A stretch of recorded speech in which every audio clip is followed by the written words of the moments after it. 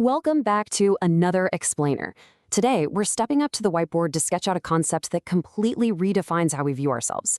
Look, if you have ever felt like confidence is just this elusive genetic lottery, like it's some magical gift that a few lucky people simply won at birth while you somehow completely missed the memo, I want you to know you are absolutely not alone.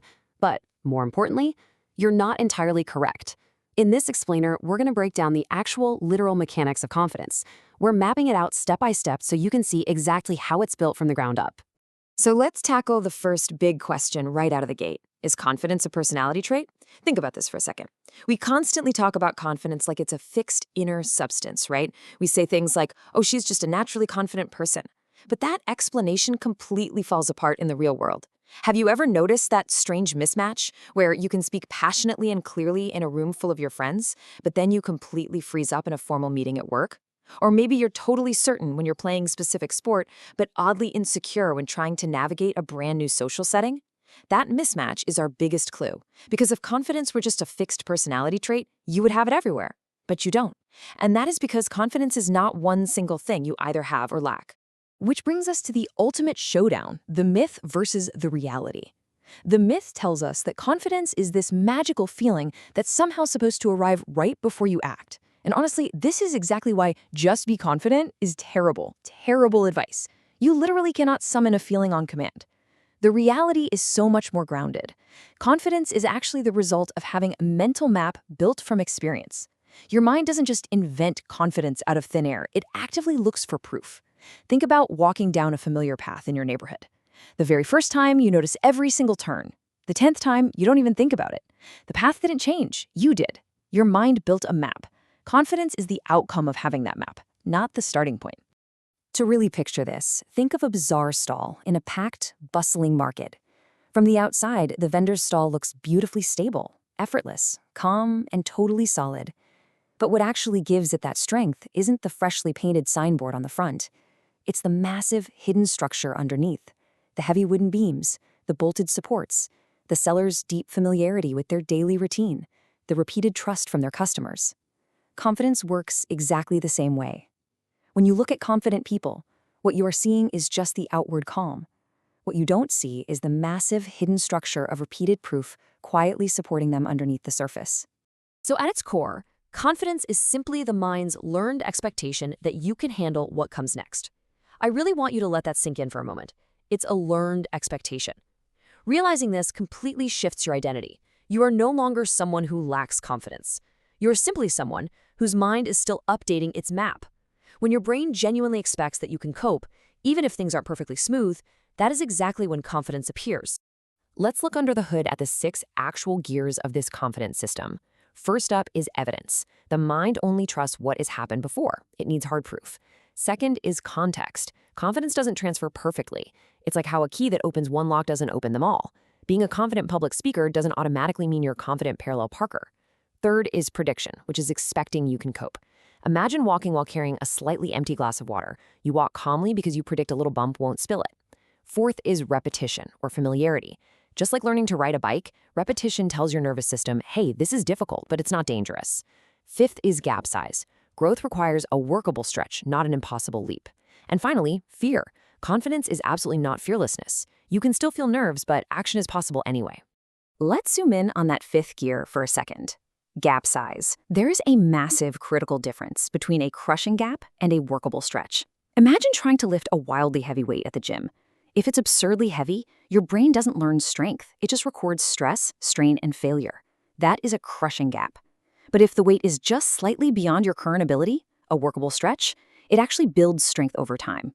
Confidence grows fastest in that middle zone, where the effort is totally real but not hopeless.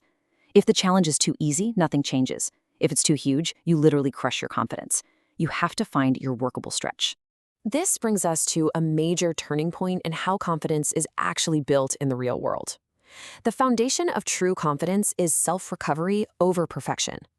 A lot of us in our 20s think we need to be absolutely flawless to be confident, but perfection is incredibly fragile. The moment you make a single mistake, a perfectionist's confidence shatters. On the other hand, developing the habit of self-recovery is durable. It's knowing that even if you stumble, you can bounce back like a heavy-duty spring, rather than shattering into pieces like glass. When you trust your ability to recover, your confidence officially stops depending on everything going perfectly. And as you build that foundation, confidence expands outward in concentric layers. At the very center, you're just looking for basic survival. The question is literally just, can I get through this? As you step out to the next ring, you find functional confidence. Okay, can I do this adequately? Then comes the next layer, reliable confidence. Can I repeat this? And finally, the outermost ring, flexible confidence. Can I adapt when things inevitably change? Here's the secret. If you lose your confidence when a situation unexpectedly shifts, you haven't failed. It just means your confidence in that specific context is still at an inner layer, and you just need a little more time to expand it outward. So how do we actually push those layers outward? We use what we call the engine. This is the growth loop you can literally start using today. Step 1, take a small action. Step 2, experience a survivable outcome. Step 3, your brain stores that as evidence. Step 4, that stored evidence creates a stronger prediction for next time. Step 5, which naturally leads to more action. You don't build confidence with cheesy motivational speeches in the mirror. You build it with repeated, survivable encounters with reality. Every single time you survive a small stretch, your brain relaxes its internal alarm just a little bit more. Let's ground this engine loop in a highly relatable scenario. Imagine a young employee starting to speak up in meetings at a company in Pakistan, maybe with colleagues joining from across different cities.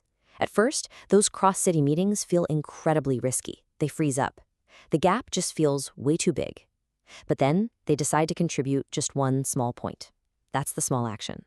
They survive the meeting, nobody laughs, the world doesn't end. That is the survivable outcome. Next week, they ask one question. They are quietly building their evidence ledger. The brain isn't learning, I am a flawless public speaker. It's learning, hey, I can participate without falling apart. But, and this is a really big but, these experiences only build confidence if your brain correctly interprets the feedback. If you survive a scary meeting but have no idea why you survived, the lesson is weak. You have to run that raw, tangled emotion through a filter to find a usable, logical pattern. Instead of just feeling generic embarrassment or relief, a confident mindset actively interprets the data.